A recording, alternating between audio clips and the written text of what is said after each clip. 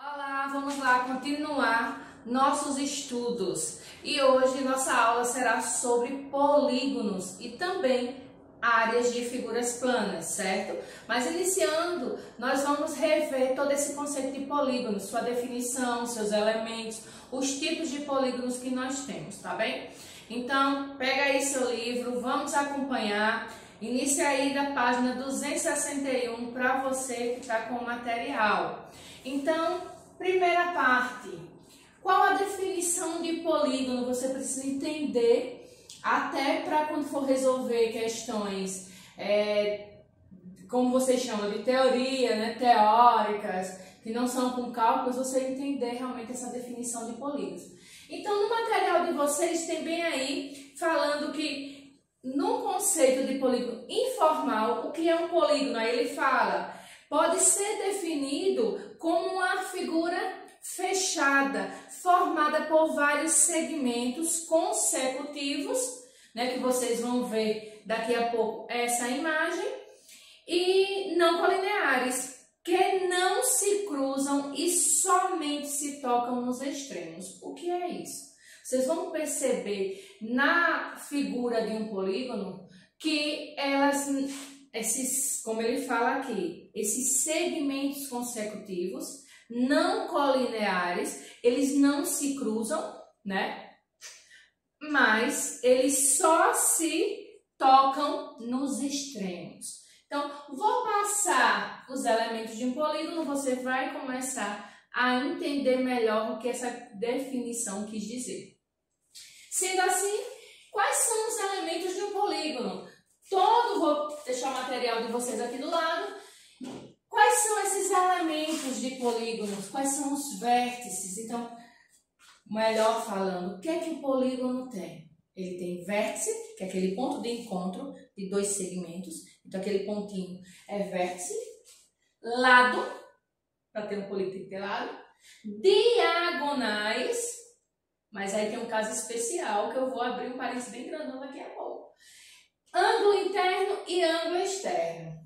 Mas como eu vou falar de um caso particular de um polígono que não tem diagonal, então já vou antecipar para vocês essa dica.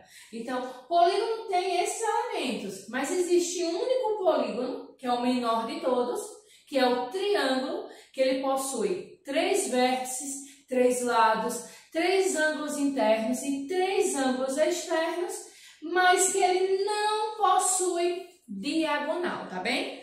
Então, para você depois não se confundir, fica, todos os polígonos têm que ter tudo isso? Sim, a grande maioria, 99,999%. Aquele 0,0001% é o triângulo, tá bem? Compreendeu? Vocês estão vendo aí a imagem de como é formado esse polígono e quais são esses elementos nessa figura aí que vocês estão verificando.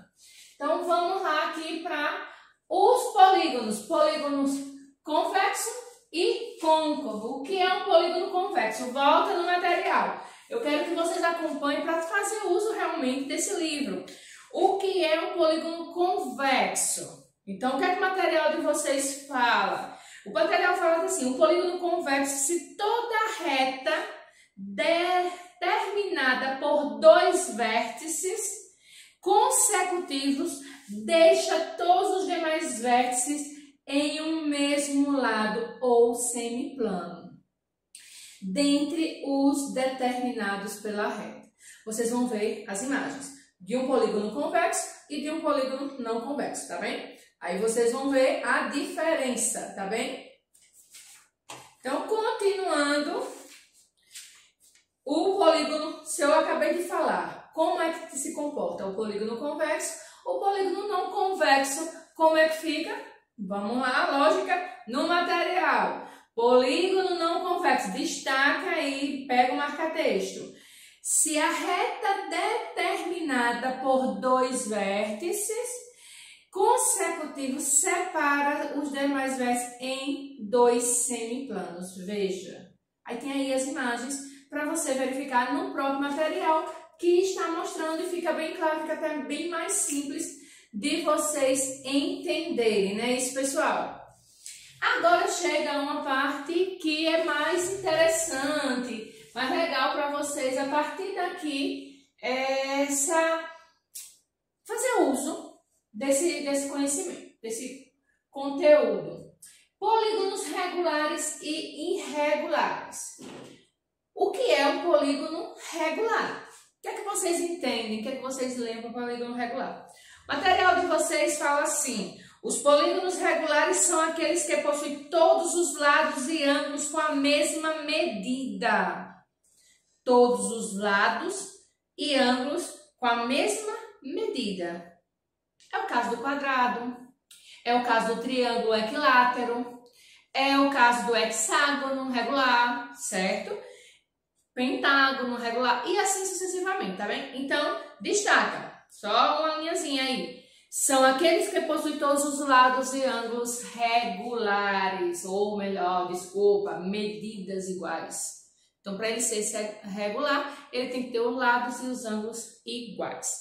O não regular, que é os irregulares, são aqueles que não possuem ângulos ou lados com a mesma medida. Tá entendendo? Sendo assim, ele não é regular. Aí vamos para a nomenclatura de polígonos. Que nomenclatura é essa, né? Que nomenclatura é essa? A nomenclatura de um polígono nada mais é que o que dá um nome a ele. Então, um polígono que tem 3 lados, qual é o nome dele? Triângulo. Um polígono que tem 4 lados, quadrilátero. Que dentro desses quadriláteros, vocês sabem que existe o estudo especial dos quadriláteros, porque nós temos casos especiais dos quadriláteros. Mas qual é o quadrilátero? Qual é o polígono regular dos quadriláteros? O quadrado. Mas os outros não são polígonos? São polígonos. No caso do retângulo, do losango, do trapézio, são sim polígonos. Só que aí eles são polígonos irregulares, tudo bem? Tá ficando claro para vocês? Então, na nomenclatura é o nome. Existe até, quando tem 20 lados, os nomes especiais, certo? Um polígono de 12 lados, dodecágono. Um polígono de 20 lados, icoságono. E assim sucessivamente, como nós temos o pentágono, o hexágono e vários outros. E a partir disso, se não me falha a memória, vocês não têm tantos nomes especiais. Aí tem polígono de 35 lados, ele não tem um nome especial, como é o caso do quadrilátero, do pentágono, dos que eu acabei de citar, icoságono e outros, ok? Vamos lá, continuação agora. Vamos entender agora como funciona mais adentro esse estudo dos polígonos, tudo bem? Vou precisar apagar aqui atrás para dar mais ênfase a vocês nesses estudos e citar mais detalhes. Continuando aqui com essa parte de polígonos, pessoal, nós vamos ver essa parte diagonal de um polígono. Lembrando que eu falei que existe um polígono que não possui diagonal. Qual é esse? É o triângulo. Por quê? Ele não possui vértices sem ser adjacentes, sem ser continuando. Eu não tenho como ligar esse vértice daqui a este sem não passar por esse lado. Então, não tem como. Já esse caso aqui do quadrilátero, certo? Ele está saindo de um vértice e está indo para outro. Tem mais diagonal? Claro, tem sim. Nesse quadrilátero também você pega esse vértice e vai para o outro, né, oposto. Nesse caso, o quadrilátero possui 2 diagonais. Então, continuando nossos estudos, nós temos que, para se obter o número de diagonais de um polígono, nós temos a seguinte relação. Vamos lá. Que o número de lados, que é esse N aqui, o diagonal, certo? Será igual. O número de diagonais será igual ao número de lados do polígono multiplicado pelo número de lados menos 3. Vocês já sabem por que menos 3. Tudo isso dividido por 2, beleza? Se você quiser fazer uma prova teste, você colocando 3 aqui, que é o número de lados do triângulo, e 3, vai ficar 3 menos 3, nada. Nada vezes 3, nada. Dividido por 2, nada. Pelo amor de Deus, você não vai dividir nada por 2 e vai encontrar 2, né? Pelo amor de Deus, se liga.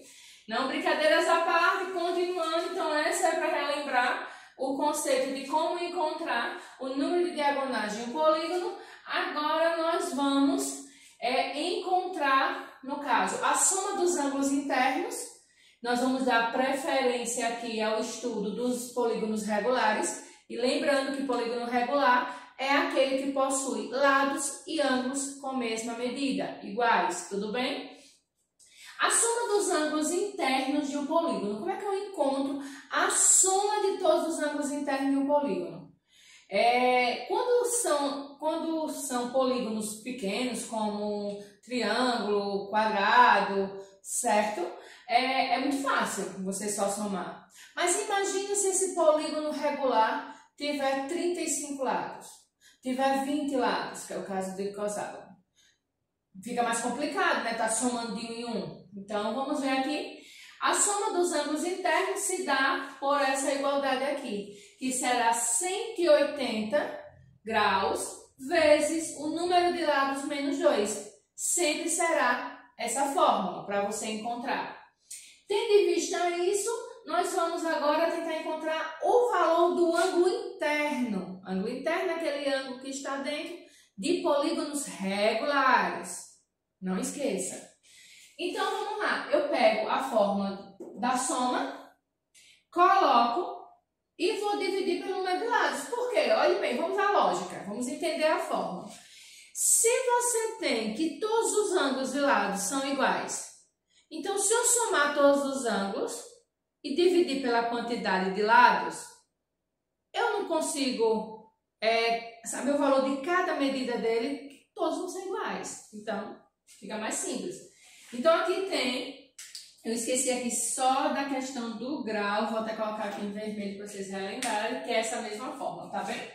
Então, o ângulo interno se dá por 180 graus vezes n menos 2 dividido por n. N é o número de lados do polígono. Ou assim, que é a mesma coisa. Ângulo interno é igual à soma dos ângulos, se você já souber, já substitui, e divide pela quantidade de lados. Tudo bem, pessoal? Vamos lá agora para a soma dos ângulos externos de um polígono. É super simples, é o que vocês não podem jamais esquecer. A soma de todos os ângulos externos de qualquer polígono sempre vai dar 360 graus. Sempre. Não existe nenhuma exceção para essa regra. Sempre dará 360 graus. Muito simples, né? E para finalizar esse tópico, nós temos aqui que o ângulo externo de um polígono regular, aí que é o ângulo externo dele, regular, vai ser você pegando os 360 graus e dividindo pela quantidade de lados. Então, por isso que aqui tem SAE, porque é a soma dos ângulos externos, dividido por N, que é a quantidade de lados. Tudo bem, pessoal? Espero que tenha ficado claro. Vocês vão dar uma olhada aí, grifa direitinho o que precisa e nós vamos agora continuar com um outro tópico. Tudo bem? Então, pessoal, vamos dar continuidade ao próximo tópico desse capítulo, que é áreas de figuras planas, certo? Então, nessa questão, nessa modelagem, nós vamos relembrar todas as fórmulas de áreas de figuras planas, como elas, tá? Então, vou estar falando aqui e vai aparecer para vocês a imagem do polígono, certo? Da figura. Área do paralelogramo. Então, vocês estão vendo aí como é o paralelogramo, para relembrar visualmente como é que eu encontro a área de um paralelogramo. Então, é da mesma maneira que você encontra a área do retângulo. É a base, certo?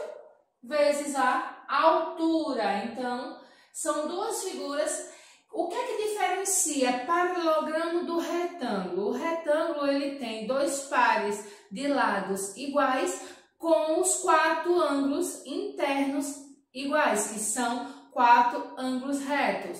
E o paralelogramo, ele possui 2 pares de lados iguais, mas os ângulos não são retos, tá bem? Então, já é isso a diferença. Mas a forma da área, porque é o preenchimento, vocês sabem que área de figuras planas é o preenchimento de toda a figura internamente. Dando continuidade, a famosinha área do quadrado, que é lado vezes lado. Lado vezes lado, nós temos a área do quadrado. Continuando, a outra famosa área do triângulo, mas presta bem atenção aí. A área do triângulo, ela sempre vai ser a base vezes a altura do triângulo dividido por 2. Um retângulo, ele pode ser dividido em 2 triângulos. Então, também você já vai tendo uma ideia que uma figura dentro da outra aí, para futuramente precisar dessa parte intuitiva. Só que hoje eu estou trazendo para vocês mais outras formas de área de triângulos. Por quê? Tem momentos que às vezes falta algum elemento desses aqui, ou a altura, ou a própria base, e você como encontrar? Tem outras formas que vão facilitar o estudo de vocês. Não é para encher a cabeça, ai meu Deus, com tanta forma, não é isso.